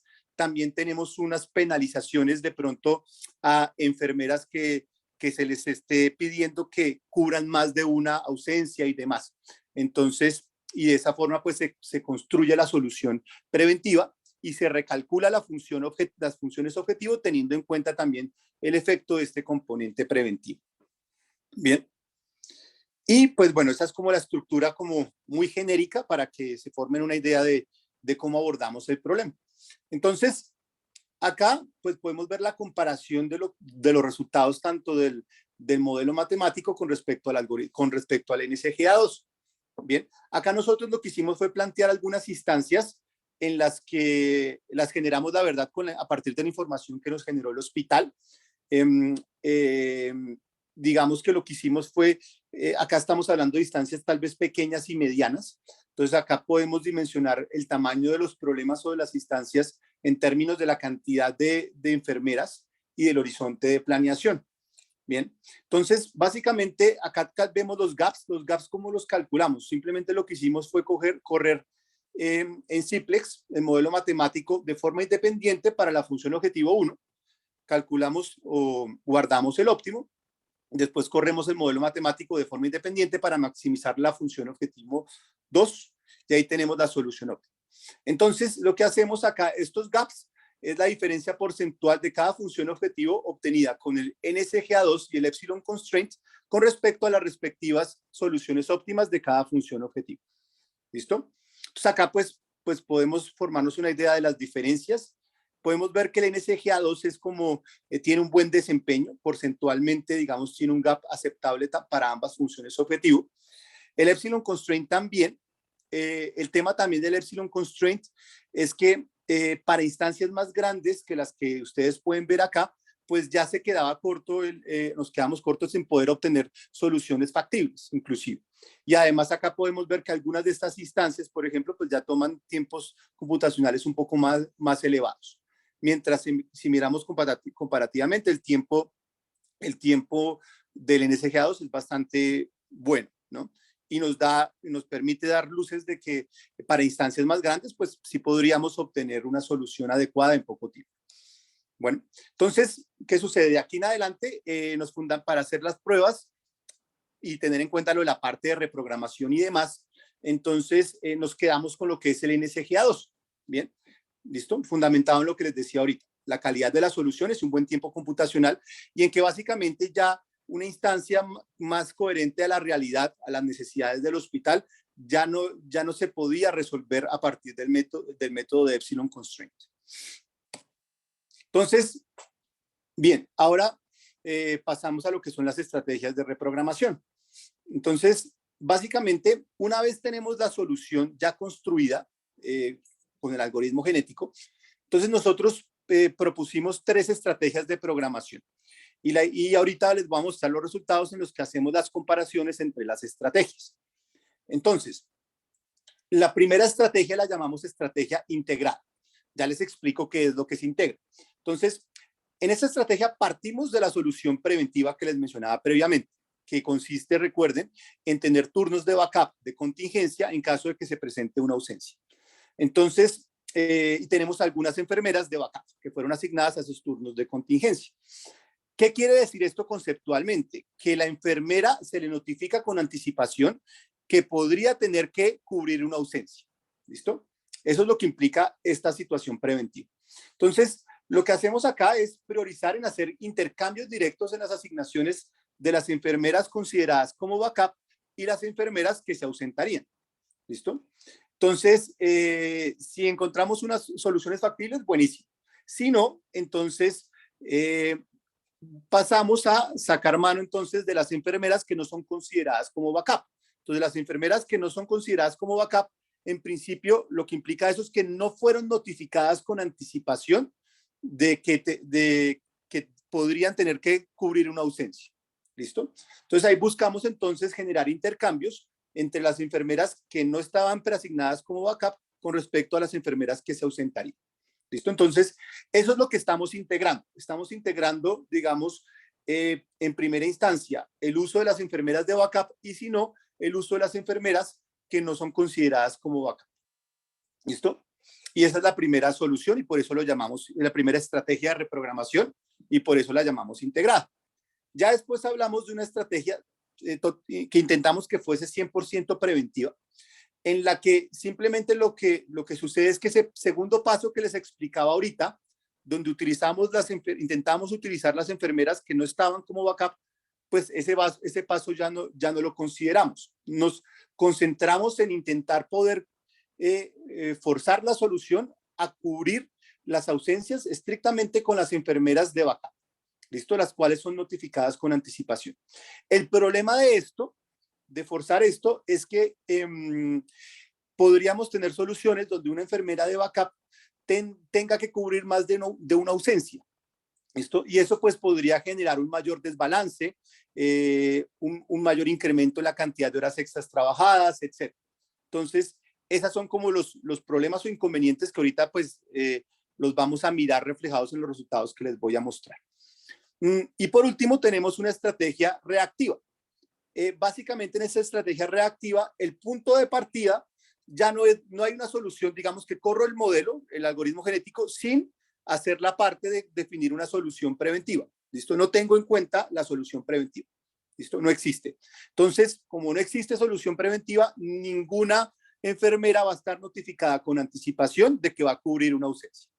Entonces, en esta estrategia 100% reactiva, lo que hacemos es mirar intercambios entre todo el personal, ¿listo? Que en este caso ninguna enfermera fue considerada como backup, y miramos si podemos hacer intercambios directos con respecto a las enfermeras que se ausentarían, hasta poder encontrar una solución factible, ¿listo? Entonces, ya con esto presente, entonces la idea es poder hacer un ejercicio de comparación y mirar o entender en qué situaciones o en qué condiciones podemos recomendar una estrategia con respecto a otra, ¿listo? O si no existen diferencias importantes entre el desempeño de las estrategias. Bien, entonces, ahora pues, bueno, como contexto de la simulación, pues para hacer esa comparación hicimos una simulación donde generamos más o menos entre 100 y 600 réplicas. Entonces, básicamente, pues teníamos que caracterizar o relacionar con un comportamiento, una distribución de probabilidad, las ausencias diarias. Lo relacionamos con una distribución binomial, donde la probabilidad corresponde a la probabilidad de que se presente una ausencia, y el parámetro n pues corresponde a la cantidad de enfermeras que se podrían programar en cada día. Bien. Ahí también pues tocaba también simular otros elementos, como por ejemplo la duración de la ausencia. Entonces, de acuerdo a información, pues también a la información histórica y la que nos daba la enfermera jefe, estas duraciones podrían durar entre 1 y 7 días. Inicialmente en esta simulación teórica asumimos que esa duración tenía una distribución uniforme, solamente desde un punto de vista teórico para poder hacer comparaciones. Y después también aleatoriamente se seleccionaba qué enfermeras serían las que se ausentarían en cada día. Entonces, supongamos, si para el día 1 de mi horizonte de planeación de 30 días generé entonces la binomial y me da que se van a ausentar 5 enfermeras. Entonces, aleatoriamente generamos cuáles de esas 5 enfermeras asignadas en ese día son las que se ausentarían. ¿Listo? Y también generamos el tiempo de la ausencia. Bien, entonces el problema base para hacer esta simulación es un problema que se intenta acercar más a la situación real, que es con 60 enfermeras y 30 a 31 días. ¿Listo? Un horizonte de planeación para 30 a 31 días. Entonces aquí están como los resultados en los que básicamente cada gráfica corresponde a un criterio, a un indicador diferente que utilizamos para poder comparar las estrategias. ¿Listo? Entonces, en los ejes X de cada gráfica tenemos la probabilidad de la ausencia del personal. Entonces, acá definimos unas probabilidades basándonos también un poco a partir de la información histórica disponible y también jugando con valores que nos parecía interesantes tener en cuenta. ¿Listo? Entonces, aquí podemos ver que las probabilidades de ausencia pues, pueden ir aumentando. Entonces, en esta primera gráfica, en el eje Y tenemos, o lo que medimos es como la resta, que nos permite entender en cuánto está disminuyendo, qué tanto está decreciendo la satisfacción del personal. ¿Listo? Entonces, en general podemos ver algunas cosas muy intuitivas, como que en la medida que la probabilidad de ausencia es más alta, pues el decrecimiento de esa satisfacción pues va siendo más elevado.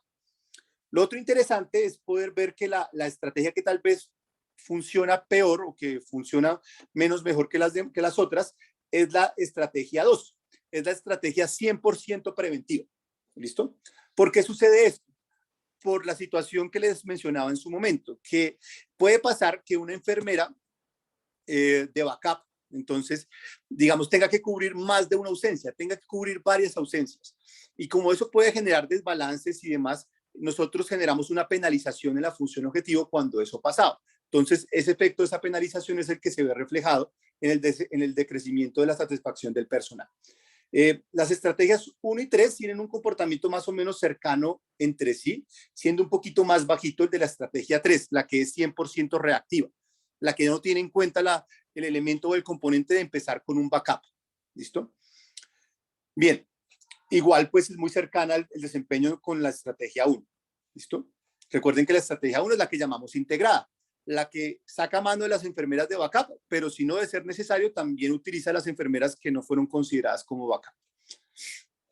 Ya en segunda instancia tenemos este otro indicador, que básicamente es la relación, es un indicador que quisiéramos que, bueno, su máximo valor debería ser 1, Entonces, es un indicador que mide, que es la división entre la cantidad de ausencias y la cantidad de intercambios que se hicieron para poder cubrir esa ausencia. ¿Listo? Entonces, si yo tengo 10 ausencias, lo ideal sería poderlo cubrir con 10 intercambios para no afectar tanto la programación de tantas personas o de la misma persona. ¿Listo? Esa es la idea. Entonces, en cuanto a ese indicador, podemos ver que el desempeño es satisfactorio para las 3 estrategias. Acá, a pesar de la escala, igual miren que la estrategia 2 es la que tiene tal vez un peor desempeño, pero miren que igual pues está de .996, ¿no? Entonces, en general podríamos decir que es satisfactorio el desempeño de las 3 estrategias. ¿Listo? Y podemos observar que en la medida que la probabilidad es más alta, pues el indicador puede tender a disminuir. ¿Y eso qué quiere decir? Que necesitaríamos más intercambios para poder cubrir esas ausencias. ¿Listo? En la medida que la probabilidad de ausencia aumenta. Y por último, tenemos una comparación en cuanto a lo que son los promedios de las horas extras. Entonces, ¿qué sucede acá? Acá calculamos en el eje Y el promedio de horas extras por trabajador. Entonces, acá podemos ver que la estrategia que tiene tal vez peor desempeño en cuanto a esto sigue siendo también la estrategia 2. ¿Listo? Por lo mismo que les explicaba ahorita, que puede haber una tendencia a que una misma enfermera tenga que cubrir más de una ausencia y eso implique que tengan que aumentar la cantidad de horas extras asignadas. Las estrategias 2 y 3 tienen un comportamiento más o menos parecido, ¿no? Y en general, pues podemos ver que en la medida que la probabilidad de ausencia aumenta, es decir, en la medida que hayan más personas que se ausenten, pues se podría tender a requerir un mayor número de horas extras, lo cual también es intuitivo. ¿Listo? Entonces, acá nosotros cuando vemos estos resultados quedamos como con un cierto sinsabor. Acá por ahora podemos deducir que en la medida que la probabilidad de ausencia es más alto, de pronto no aconsejaríamos tanto la estrategia 2. La estrategia 2 la aconsejaríamos cuando la probabilidad de ausencia no es tan elevada. Pero no podemos decir mucho en cuanto a las estrategias 1 y 3. Y parte de lo que nos motivaba a nosotros era poder comprobar que sí hubiese utilidad en estrategias como la estrategia 1, que sí parte de una solución preventiva, ¿sí? Y no algo totalmente reactivo, que es lo que propone la estrategia 3. ¿Listo? Entonces ahí es cuando entonces empezamos a analizar y nos dimos cuenta de que en realidad podíamos contemplar tal vez un escenario más realista y que también pues lo validamos con la enfermera jefe del hospital, que es un escenario en el que una enfermera que no es notificada con anticipación y yo le diga, oiga, por favor, necesito que usted me ausente, me reemplace a Juanita que no vino el día de hoy. Entonces, esa enfermera me podría decir, no, qué pena, no le puedo cubrir esa ausencia. Eso es lo que llamamos el escenario de rechazo. Entonces, solamente va a afectar a las enfermeras que no son consideradas como backup, bajo el supuesto del efecto de no haberlas notificado con anticipación. Señor. Si le parece, la idea sería que pudiéramos hablar en 5 minutos para que tengamos los últimos 10 para hacer preguntas, porque la sesión está programada hasta las 12 en punto y se nos va a cerrar el enlace. Listo, perfecto. Bien. Gracias. Listo, no hay problema. Entonces, bueno, aquí básicamente, entonces, en este escenario de rechazo, aquí ya podemos ver, principalmente aquí muestro la comparación en cuanto a lo que son los números de rechazos. Bien. La comparación en cuanto a los números de rechazos, entonces podemos ver que la estrategia 3 es la que genera más rechazos en el mes en comparación a las estrategias 1 y 2, ¿listo? La estrategia 2 pues no genera rechazos porque intenta cubrir todo con el personal de backup. Y por último, este comportamiento también se ve en los otros indicadores que les mencioné ahorita, pero el más importante tal vez es el decrecimiento de la satisfacción del personal. Podemos ver que en la estrategia 3, en la medida que las probabilidades de rechazo son más altas, hay un mayor decrecimiento en las preferencias del personal en la estrategia 3, en la estrategia completamente reactiva. O sea, acá podemos decir que en la medida que la probabilidad de rechazo sea más alta, puede llegar a ser más conveniente utilizar la estrategia 1. ¿Listo? Todo esto se corrió asumiendo una probabilidad promedio de ausencia. ¿Listo? Y ya pues por último, entonces, pasamos al caso de estudio, que ese fue el que nos dio el hospital. Entonces, también con 60 enfermeras y 30 días de planeación. Entonces, acá podemos ver la comparación de las funciones objetivo entre la asignación actual bueno, la asignación del momento, la que hacía la enfermera jefe, la asignación propuesta. O sea, acá hacemos la comparación. Recuerden que las dos funciones objetivos se maximizan. Podemos ver que con la propuesta con el NSGA2 se mejoran las dos funciones objetivo. Y lo otro interesante también es en el tema del balance de la remuneración salarial y el balance de las horas trabajadas. Esto lo medimos como la resta entre el máximo, el valor máximo remunerado y el valor mínimo remunerado y el valor máximo de horas trabajadas entre todas las enfermeras y el mínimo. Esa resta es la que estamos mostrando acá. Entonces podemos ver que la asignación propuesta tiene una resta más bajita, lo que nos conlleva a entender que nos conlleva a una solución más balanceada. Esto solamente en cuanto a la programación o asignación inicial. Ya acá vemos la comparación de las estrategias de reprogramación. Entonces, el hospital tenía una estrategia de reprogramación, la programamos e hicimos una simulación para comparar el efecto de las estrategias de reprogramación. O sea, acá podemos ver, en cuanto al número de rechazos, la estrategia actual, la que tenía en su momento la fundación, pues era la que generaba más rechazos, seguido por la estrategia 3, donde la estrategia 1 y 2 era la que generaba pues menos rechazos. En cuanto a las horas extras por personal, podemos ver que las tres estrategias propuestas pues son mejores en cuanto a este indicador del número de horas extra por persona. ¿Listo? Entonces, por persona, la estrategia actual requiere en promedio de 3 horas extra. Bien. Y por último, la reducción de la satisfacción del personal. O sea, ahí podemos ver que la estrategia actual es en la que se genera un mayor deterioro en la satisfacción de las preferencias del personal, en contraste a las estrategias 1, 2 y 3. O sea, acá podemos ver, para la información que se da, acá se considera una probabilidad de rechazo del 10%, que eso fue lo que nos dijo la enfermera jefe, que en promedio una de cada 10 enfermeras rechazaba la posibilidad de cubrir a una enfermera ausente. Entonces ahí podríamos sugerir entre las estrategias 1 y 3, podrían ser las más viables en el contexto puntual del hospital. ¿Listo? Entonces, bueno, básicamente pues digamos, cierro ahí, digamos que como los hallazgos más importantes están relacionados a definir criterios para establecer cuándo una estrategia puede ser más viable con respecto a otra. Las estrategias de pronto 1 y 3 son las más aconsejables cuando las probabilidades de ausencia son más elevadas. La estrategia 1 puede ser todavía aconsejable cuando se van manejando probabilidades de rechazo por parte de las enfermeras para aceptar cubrir una ausencia más elevadas. Bien, entonces, pues bueno, no sé si me excedí mucho en cuanto al tiempo que me dio David, entonces pues dejo digamos, la presentación hasta ahí en caso de que tengan alguna inquietud y pues tener la posibilidad de poderla responder en la medida de lo posible.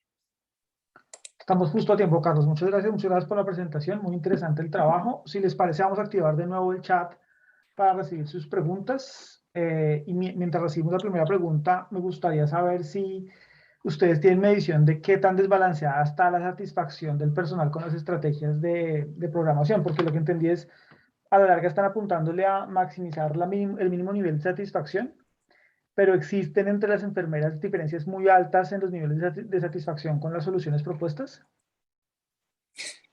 Sí, ahorita no lo puedo llegar a cuantificar, pero sí existía, digamos, un desbalance fuerte con respecto a la solución actual y también, digamos, la diferencia en el tema de la parte de satisfacción perdón, acá para mostrar la diapositiva.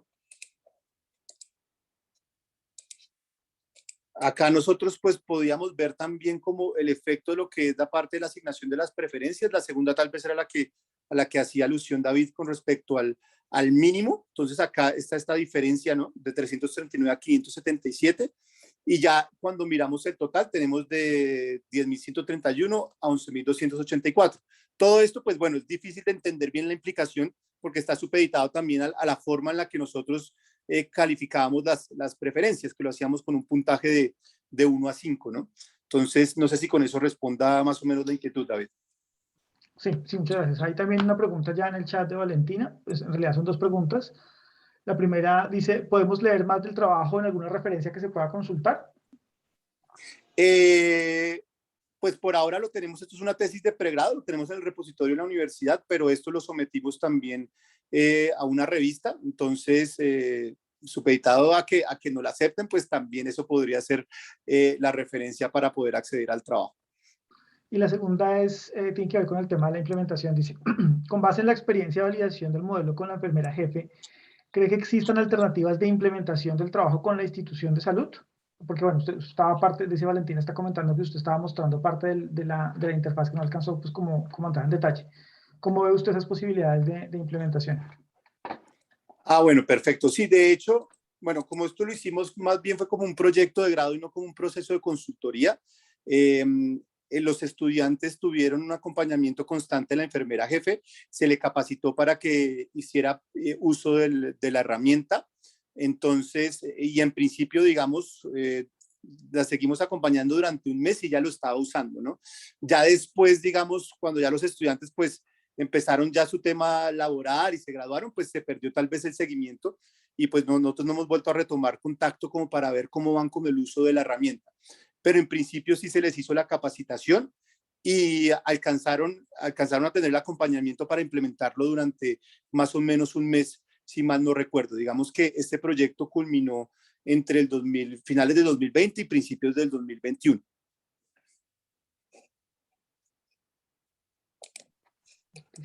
Quedó la respuesta, muchas gracias. No sé si tenemos espacio para una o dos preguntas adicionales. No sé si hay otra pregunta en el público.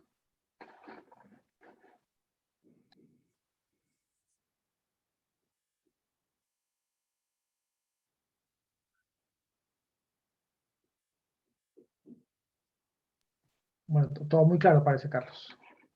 Listo, perfecto. Muchísimas gracias por la presentación, por el tiempo que se tomaron ambos para ser parte de este espacio. Les agradecemos en nombre de la asociación, también a todas las personas que se conectaron para acompañarnos y vamos a cerrar la sesión entonces 6 minutos antes de lo planeado, para que todo el mundo pueda desplazarse hacia el sitio donde va a almorzar. Muchas gracias por su presencia pues, en este espacio. Perfecto. Muchas gracias, David. Muchas gracias.